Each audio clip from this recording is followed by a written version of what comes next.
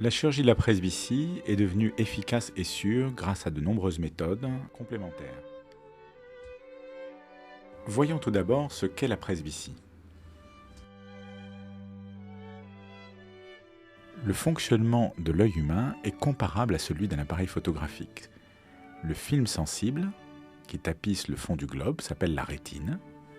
Le système optique est composé de deux lentilles, la cornée en avant et le cristallin en arrière, qui sont séparés par le diaphragme de l'iris. Ce système optique focalise les rayons lumineux qui viennent de l'infini et les converge vers un point unique de la rétine. La rétine envoie l'information visuelle au cerveau par l'intermédiaire du nerf optique. En vision de loin, les rayons lumineux sont focalisés directement sur la rétine. Par contre, en vision de près, lorsque l'objet se rapproche, le cristallin doit accommoder pour ramener la focalisation au niveau de la rétine et permettre la vision de près, comme par exemple la lecture. Avec la presbytie, cette accommodation devient impossible et il faut la compenser par un verre de lunettes ou une lentille de contact adaptée à la vision de près. Les principales méthodes actuelles de chirurgie de la presbytie sont l'intracorps, le presbylasique, les implants multifocaux, l'implant accommodatif et l'implant ajustable. L'intracorps est une chirurgie remarquablement simple et efficace qui utilise le laser femtoseconde pour remodeler le stroma de la cornée sans découpe d'un capot ou ablation de tissu. L'appareil découpe au sein de la cornée des anneaux concentriques, un total de 5 anneaux de 1,8 à 3,6 mm de diamètre est réalisé au centre de la cornée.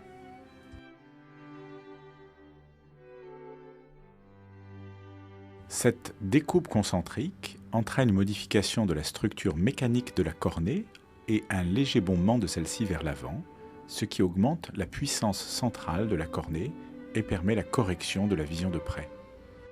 La vision de loin est en général parfaitement conservée.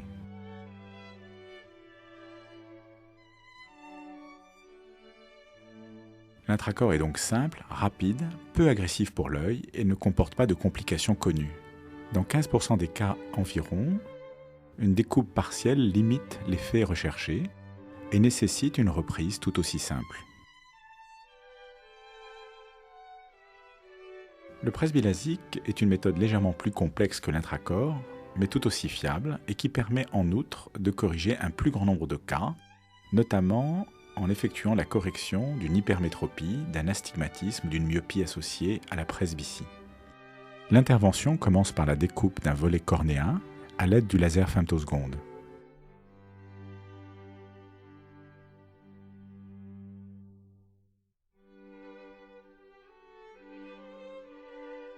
Le volet cornéen est soulevé et le laser excimer sculpte la partie périphérique de la cornée, entraînant un bombement de la partie centrale qui en augmente la puissance optique et permet là encore la correction de près.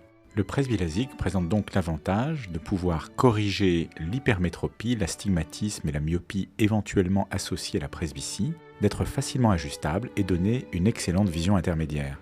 Ces inconvénients sont ceux du LASIK et le fait que les résultats dépendent de l'expérience de l'opérateur.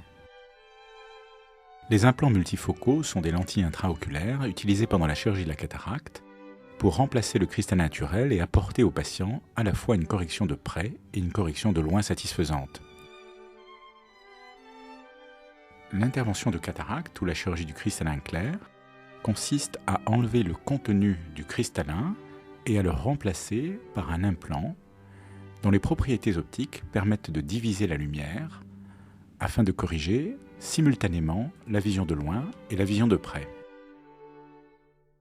Cette approche chirurgicale permet de garantir une efficacité quasi constante avec un effet définitif.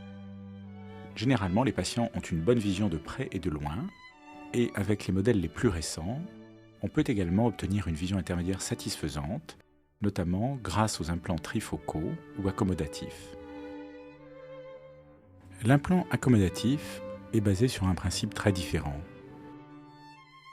La structure mécanique de cet implant permet, lors de l'accommodation résiduelle, un déplacement vers l'avant de l'optique et une modification de la puissance apparente de la lentille. Du fait de l'absence de partage de la lumière entre la vision de près et la vision de loin, il n'y a pas de halo. Par ailleurs, la sphéricité de l'implant permet une excellente vision intermédiaire. Très populaire aux États-Unis, cet implant est moins utilisé en France, où son efficacité clinique est encore débattue.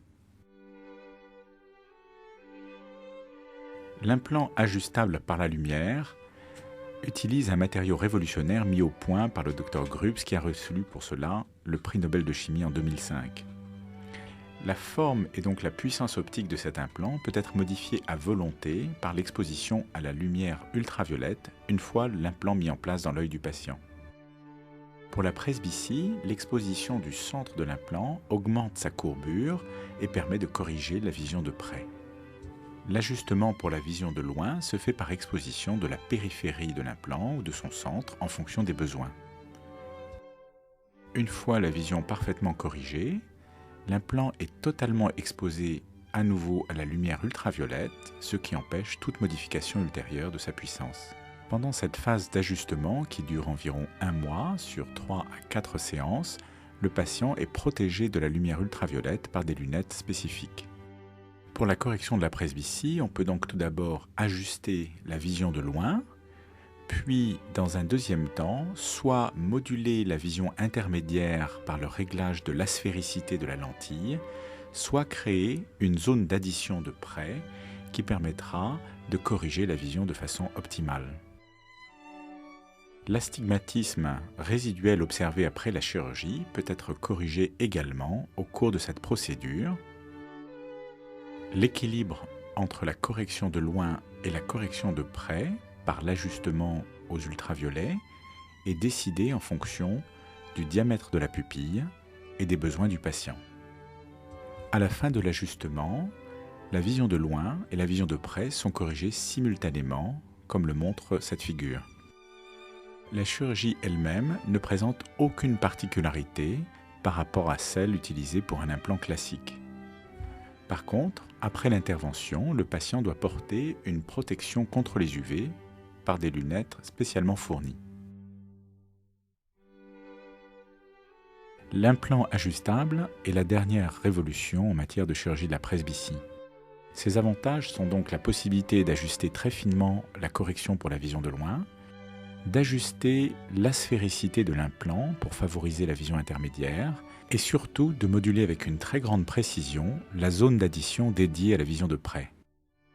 En particulier, le procédé d'ajustement permet de centrer cette zone d'addition sur l'axe visuel, de moduler sa taille en fonction de la taille de la pupille du patient et de moduler sa puissance en fonction des besoins fonctionnels de chaque sujet.